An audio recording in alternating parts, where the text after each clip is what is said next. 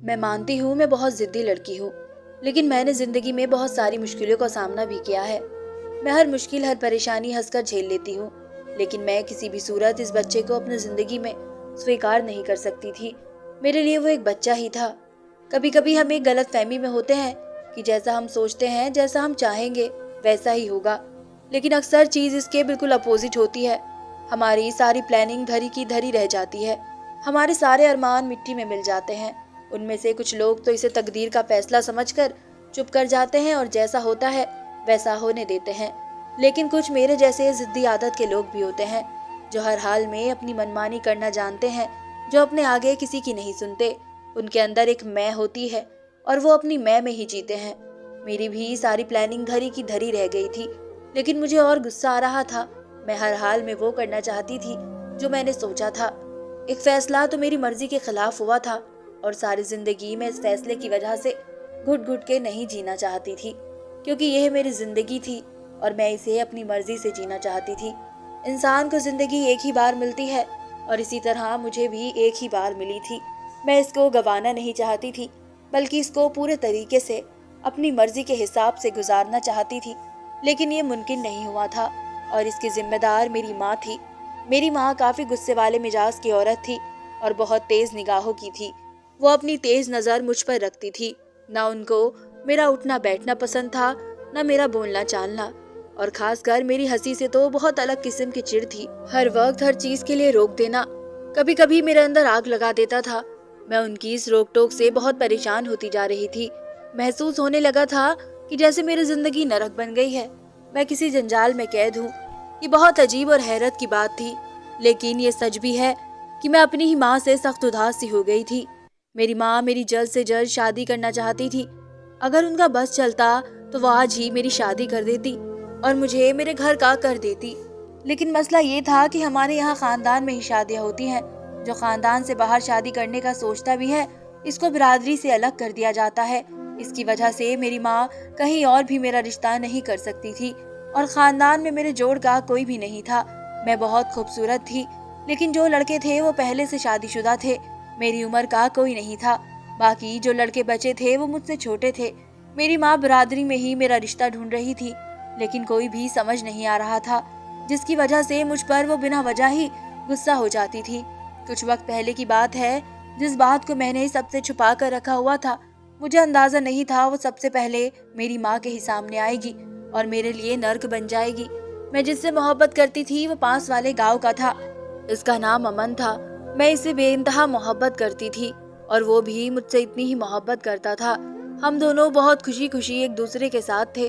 मुझे मोहब्बत के मायने ही अमन से मिलने के बाद पता चले थे। मुझे अंदाजा नहीं था कभी कभी कि जिंदगी इतना भी हसीन हो सकती है। हम दोनों को ये अंदाजा ना हुआ और हम दोनों एक दूसरे के इतने करीब आ गए कि अब दूरी मुमकिन नहीं थी। एक दिन मैं उससे मिलने गई हुई थी।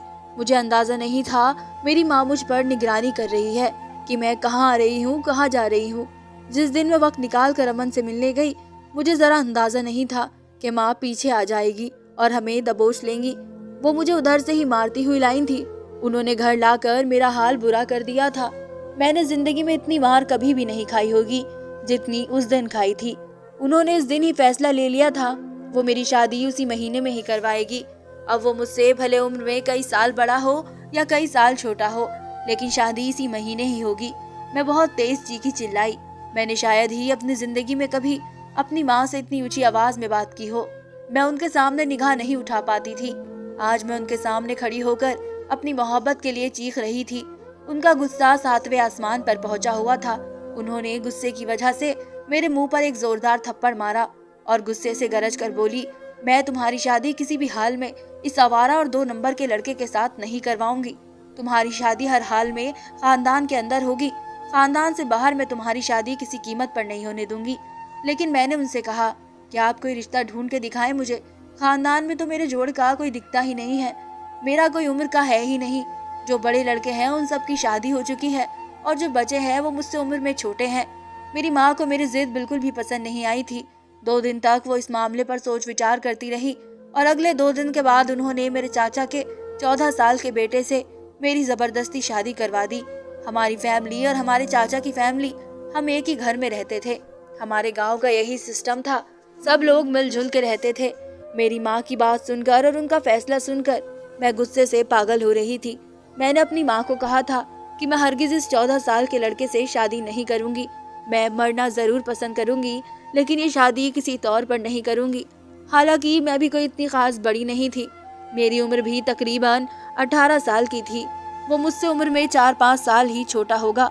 वैसे भी गांव में छोटी उम्र में ही लड़कियों की शादी कर दी जाती है, मगर मैं अपने साथ ये जुल्म ये ज्यादती बर्दाश्त नहीं कर सकती थी। मेरी सोच अलग थी। मैं आगे पढ़ना चाहती थी, अपनी मोहब्बत को हासिल करना चाहती थी, कुछ बनना चाहती थी, अपने पाँव पर खड़ा होना चाहती थी। लेकिन मेरी माँ ने मेरी जिद और मेरी बदतमीजियों को बर्दाश्त नहीं किया और मुझे मेरे 14 साल के कजिन के साथ शादी करवा दी थी। मैंने लाख हाथ पैर मारे, लेकिन कुछ भी मेरे काम नहीं आया। मेरी शादी 14 साल के बच्चे से हो गई थी, मगर मैंने दिल में ठान लिया था कि मैं वापस जरूर आऊंगी। इस 14 साल बच्चे की जिंदगी को मैं जहर बना दूंगी। सबके लिए सबक जरूर छोड़कर जाऊंगी। बिना लड़की की मर्जी की शादी का अंजाम होता क्या है, लेकिन मुझे जरा अंदाजा नहीं था शादी के बाद सारा तख्ता ही पलट जाएगा, क्योंकि वो बच्चा दिखाई देने वाला हकीकत में एक बच्चा नहीं था। मेरी सोच गलत साबित हुई थी। मैं जो सोच रही थी कि वह तो छोटा बच्चा है, इसे किसी चीज की कोई खबर नहीं होगी, मैं इसको नशे की गोलियां खिला के सुला दूंगी और अपने प्यार को अपने घर पर बुलाकर उसके साथ वक्त गुजारूंगी। जिस चीज में मुझे खुशी मिलती है मैं वैसा ही करूंगी, और अब मैं किसी की भी नहीं सुनूंगी। इस तरह मेरी माँ भी खुश हो जाएगी कि मैंने 14 साल के लड़के से शादी कर ली है और अपने घर में इसके साथ खुश हूँ, और मुझे अपनी मनमानी करने का पूरा मौका मिल जाएगा। लेकिन शादी की पहली रात ये सब महसूस होता था जैसे मेरे पाँव तले जमीन निकल गई हो, आसमान सर पर आ गया हो, जब इस 14 साल के लड़के ने अंदर आते ही मेरे साथ वो किया जिसका मुझे अंदाजा भी नहीं था। इसने आते ही मेरे साथ इसने मेरी सारी सोचों पर पानी फेर दिया था।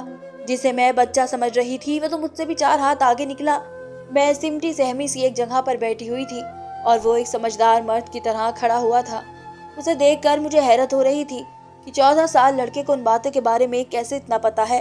14 साल तो बिल्कुल छोटी उम्र होती है, या शायद लड़के जल्दी बड़े और समझदार हो जाते हैं। मैं अंदर ही अंदर सोचे जा रही थी और अजीब सी कशमकश का शिकार थी। अंदर ही अंदर मैं इस लड़के को बुरा भला भी कह रही थी, क्योंकि सामने कहने की मुझ में ताकत और हिम्मत नहीं थी। अभी जो कुछ मिनट पहले हुआ था मुझ में और बर्दाश्त नहीं थी कि मैं उसको और झेलूं। मेरे तो दिमाग में भी नहीं था ये इस तरह कर सकता है। मेरा दिल कह रहा था मैं इसका मुंह तोड़ दूं, मगर अभी थोड़ी देर पहले मैंने इसकी मर्दानगी देख ली थी और अब मुझे इससे डर लग रहा था। मुझे ऐसा लग रहा था जैसे मैं इसका कुछ भी नहीं बिगाड़ सकती हूँ। मेरा दिल बहुत उदास था। मैंने क्या क्या प्लान बनाए थे, मैंने क्या क्या सोच रखा था, अब मुझे कुछ भी साकार होता दिखाई नहीं दे रहा था। जिंदगी में मैंने हमेशा अपनी मनमानी की थी। माँ बाप बहन भाई मेरे आगे किसी की भी नहीं चलती थी। मैं हमेशा से हुकूमत करती आई थी और अपनी मर्जी चलाना मेरा पसंदीदा शौक था। मैंने सबके प्यार का नाजायज फायदा उठाया था। जो दिल में आता था मैं कर गुजरती थी, मगर इस बार मेरे साथ अच्छा नहीं हुआ था। ये पहली बार था कि कोई फैसला मेरी मर्जी के खिलाफ हुआ था, मगर इस फैसले के अंदर भी मैंने अपने लिए सुकून और खुशी ढूंढ ली थी। लेकिन मेरे अरमानों पर पानी फिर गया, मगर मैं चुप बैठने वालों में से नहीं थी।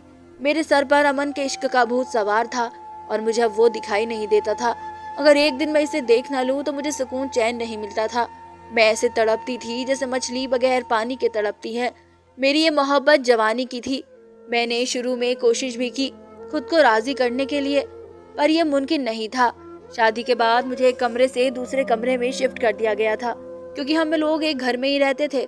आज मेरी शादी को 1 हफ्ता पूरा हो गया था। वो 14 साल का लड़का कमरे के अंदर आते ही शेर बन जाता था और मुझ पर ऐसे दहाड़ता था जैसे मैं कोई इसकी खरीदी हुई गुलाम हूँ। मैं अपनी माँ की ना सुनने वाली इस लड़के के सर झुकाकर सारी बातें मान जाती थी। कभी कभी तो मुझे हैरत होती थी मैं इसके हुक्म की गुलाम बन चुकी हूँ, लेकिन बस ये सोचकर चुप हो जाती थी कि कोई तमाशा न बने। मगर आज मैंने सोच लिया था मैं हर हाल में इसको नशे की गोलियां खिलाकर सुला दूंगी और इसके पीछे से मैं अपनी प्लानिंग पूरी कर लूंगी। मैंने इसको नींद की गोलियां दूध के गिलास में डालकर इसको खिला दी थी और अब वो सो रहा था और वो गहरी नींद में चला गया था। कुछ देर इसके पास बैठकर ही इसका अच्छी तरह से मुआयना लेती रही और जब मुझे यकीन आ गया कि वो सो गया है तो मैंने अपनी मोहब्बत अमन, जिसको मैं पसंद करती थी, उस लड़के को फोन किया और घर आने की दावत दी। मैंने एक बार इसे सोते हुए बच्चे को चेक किया, लेकिन वो सो रहा था। अब मुझे डर नहीं लग रहा था। मैं बिल्कुल बेखौफ सी खुद को महसूस कर रही थी, क्योंकि न जाने कितनी बार मैं अमन को अपने घर बुला चुकी थी। लेकिन आज थोड़ा बहुत डर इसकी वजह से था, वो भी बिल्कुल खत्म हो गया था। हमारे सारे घर वाले सवेरे सो जाते थे और काम की वजह से वो जल्दी उठते थे और घर के कामकाज करते थे, फिर जमीनों पर चले जाते थे। और ये मेरे लिए अच्छा वक्त होता था जब सब लोग जमीनों पर चले जाते और मैं वो छोटा सा मोबाइल जिसे मैं हर वक्त छुपा कर रखती थी, इसको निकाल कर अमन से घंटा घंटा बातें करती थी। लेकिन जब से शादी हुई थी अब मुमकिन नहीं था। वो मेरे सर पर हर वक्त रहता था। मैं जब शादी से पहले बातें करती थी, इसके बाद माँ ने मेरे ऊपर बहुत सख्त नजर रखनी शुरू कर दी थी और मुझे उन्होंने रंगे हाथों अमन से बात करते पकड़ लिया था। और वो अमन से मिली भी थी, मगर उनका कहना था कि वो उनको एक आंख भी नहीं भाया। और मेरी माँ मुझे बोलती थी कि मैं तुम्हारी शादी इस जैसे इंसान से हरगिज नहीं करूंगी। और आज लगता है वो बिल्कुल ठीक कहती थी। लेकिन इस वक्त मुझे सब अपने दुश्मन लगते थे। तब मुझे ऐसा लगता था जैसे मेरे साथ ज्यादती कर रहे हो। मैंने सारी सोचों को रोन डाला और अमन को कॉल करके घर आने की दावत दी। मेरे कहने की देर थी, वो एकदम ही चहक उठा और काफी खुश हुआ और खुश होकर जोश में घर आने के लिए फौरन तैयार हो गया। मैं भी अपने जगह से उठी और खुद का हुलिया ठीक करने लगी। मैंने खुद को बहुत खूबसूरती से सजाया और बैठ के अमन का वेट करने लगी। कुछ मिनट गुजरे होंगे कि दरवाजे पर दस्तक हुई। मैं एकदम से दरवाजे की तरफ बढ़ी और दरवाजा खोलकर साइड हो गई। सामने ही अमन खड़ा हुआ था। उसने आगे बढ़कर मुझे गले लगाने की कोशिश की, लेकिन मैं पीछे हो गई। आज इसके अंदाज थोड़े बदले बदले से लग रहे थे, लेकिन मैंने नजरअंदाज किया और इसको अपने साथ बैठक में ले आई। इससे थोड़ा सा फासले पर बैठ गई। वो मुझे बताने लगा कैसे वो इतने दिन मुझसे दूर रहा है। मैं भी बदले में इसको अपने साथ हुई सारी बातें सुनाने लगी। उसने मेरा हाथ पकड़ा और नरम लहजे में बोला, अगर तुम मुझे अपना सब कुछ मानती हो, अपनी मोहब्बत समझती हो, मेरे अलावा किसी की नहीं हो सकती, तो आज पूरे तौर पर मेरी हो जाओ। मुझे इसकी बात समझ नहीं आई थी। मैंने नासमझी से इसकी तरफ देखा। वो शायद मेरे चेहरे के उतार चढ़ाव से पहचान गया था कि मुझे बात समझ नहीं आई है। वो और मेरे करीब हुआ और एक बार फिर इसी अंदाज में कहा, मैं तुम्हारे साथ रिश्ता कायम करना चाहता हूँ। मैं तुम्हारी हर ख्वाहिश को पूरा कर सकता हूँ। वो ये बोलकर अपना हाथ मेरे चेहरे की तरफ बढ़ाने लगा, लेकिन मैं इसकी बात सुनकर 2 कदम करंट खाकर दूर हुई और बेयकीनी लहजे में बोली, अमन ये तुम क्या बोल रहे हो? तुम्हें अंदाजा है तुम किस चीज की बात मुझसे कर रहे हो? मेरे लहजे में हैरत ही हैरत थी, क्योंकि मैंने अमन को कभी ऐसे नहीं देखा था। वो एक बार फिर थोड़ा बिगड़े अंदाज में कहने लगा, देखो हम जब तक ये सब नहीं करेंगे तुम्हारे घर वाले किसी तौर पर राजी नहीं होंगे। हमें ये कदम उठाना पड़ेगा। वो और मेरी तरफ खिसका। मैं थोड़ी पीछे की तरफ हो गई। उसने मेरा हाथ पकड़ा और एक बार फिर बोला, एक वक्त बाद तो हमने एक हो ही जाना है, क्यों ना आज ही हो जाए। मैं तुम्हें बहुत प्यार करना चाहता हूँ। वो बोलकर मुझे अपने सीने से लगाने लगा, लेकिन मैंने एकदम इसको अपने से दूर झटका और गुस्से से लाल होते हुए बोली, अमन पागल मत बनो, हमारा रिश्ता बहुत पवित्र है, इसको गंदा मत करो। पहले मैं अपने पति से तलाक लूंगी, इसके बाद तुमसे अपना रिश्ता बनाऊंगी। इससे पहले मैं ऐसा कुछ नहीं करूंगी।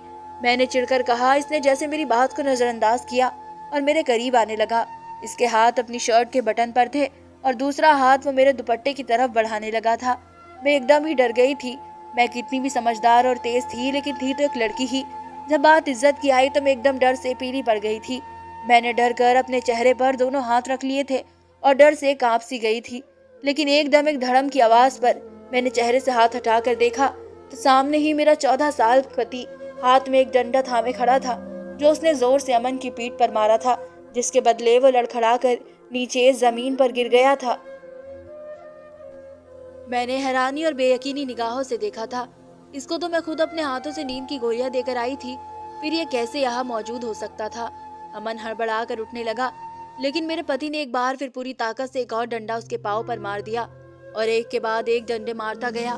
आज जिसको मैं हमेशा से बच्चा समझती आई थी, जिसको मैं पति नहीं मानती थी, जिसके साथ मैं गद्दारी कर रही थी, इसकी अमानत में गलत करने की कोशिश कर रही थी, आज इसने ही मेरी इज्जत की हिफाजत की, मुझे दूसरों के सामने जलील और रुस्वा होने से बचा लिया। मेरे 14 साल पति ने मेरी इज्जत की हिफाजत कर ली थी। इसने मेरा रक्षक होने का सबूत दे दिया था। अमन को मार मार के बेहाल करने के बाद इसने इसको धक्का देकर घर से बाहर निकाल दिया था। जब वो पलटा तो मैं कोने में सहमी हुई बैठी थी। इसकी नजर मुझ पर गई और वो लंबे लंबे कदम बढ़ाता हुआ मेरे करीब आया और मेरा मुंह अपने हाथों से दबोचा और मेरे कान के करीब झुककर तेजी से कहा, मिल गया सुकून अपनी इज्जत को रोन कर लिया मेरी इज्जत को दागदार, मिल गया तुम्हें सुकून। वो इतनी जोर से गुर्राया था, एक पल को मुझे लगा था मैं 14 साल का नहीं था, 20 साल का हो। मुझे अपने कान के पर्दे फटते हुए महसूस हो रहे थे। मैंने घबरा कर इसकी तरफ देखा। मैं अभी कुछ बोलने के लिए होठ खोलती, उसने एक घूमता हुआ थप्पड़ मेरे सीधे गाल पर मार दिया था। इसकी गूंज मुझे आज भी अपने कानों में गूंजती हुई महसूस होती है। इसका हाथ नहीं, हथौड़ा था जिसने मेरे होश उड़ा दिए थे।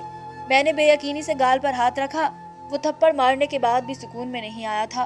वो डंडे की तरफ गया और हाथ में डंडा था, मेरी तरफ आया। मैंने घबराकर इसके पाँव पकड़े और गिड़गिड़ाती हुई रोने लगी। प्लीज मुझे माफ कर दो। आइंदा मैं कभी तुम्हारे साथ गद्दारी नहीं करूंगी।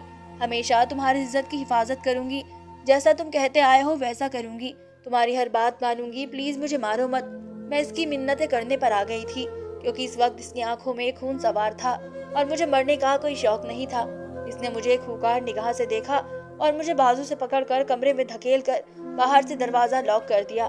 दरवाजा लॉक होते ही मैं चीखने लगी कि दरवाजा लॉक मत करो, दरवाजा खोल दो। लेकिन वो एक भी नहीं सुन रहा था, बस बाहर बैठा रहा। काफी देर मैं भी चीखती चिल्लाती रही, लेकिन उसने दरवाजा नहीं खोला। और कुछ मिनट बाद मैं भी थक हार कर बैठ गई और सबके आने का इंतजार करने लगी। जैसे ही सब घर के लोग आए और बाहर कबाड़ा देखा और उसको इतना गुस्से में देखा तो सब फिक्रमंद होकर पूछने लगे घर में क्या हुआ है। मुझे बाहर से सबकी आवाज अपने कानों में महसूस हो रही थी, लेकिन मैं खामोश थी। मुझे पता था थोड़ी देर में दरवाजा खुलेगा और मुझे सब घर वाले मिलकर मारेंगे। मेरे होश उड़ गए थे, मेरा दिमाग काम नहीं कर रहा था। मैं दरवाजे पर कान लगा कर बैठी हुई थी। कुछ मिनट और गुजरे और मेरे पति के गुस्से से भरपूर आवाज मेरे कानों में आई। वो अपने बाप से बोल रहे थे कुछ नहीं हुआ, एक बगैरत चोर घर में घुस गया था और घर की कीमती चीजों को अपने साथ ले जाना चाहता था। लेकिन शुक्र है मेरी वक्त पर आँख खुल गई और मैंने इसको मार कर भगा दिया। इसकी आवाज मेरे कानों में आ रही थी। मुझे यकीन नहीं हो रहा था ये मैं क्या सुन रही हूँ। ये मेरे बारे में ऐसी बातें क्यों कर रहा है। मेरे कान में बस एक ही बात बार बार गूंज रही थी, हमारी कीमती चीजों को लेने आया था। यानी मैं एक कीमती चीज हूँ जिसकी माँ इसको बार बार मारती थी, जिसकी माँ इसको चालबाज और 2 नंबर की बोल बोल के मारती थी। वो कैसे कीमती हो सकती है।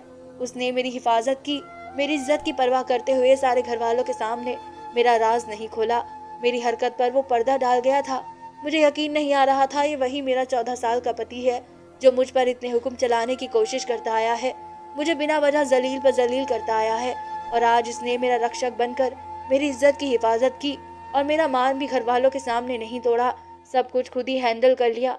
मैं खुद को जमीन में धंसा हुआ महसूस कर रही थी, जिससे मैं इतनी नफरत कर रही थी, जिसको मैं बात बात पर जलील और रुस्वा करने की कोशिश कर रही थी।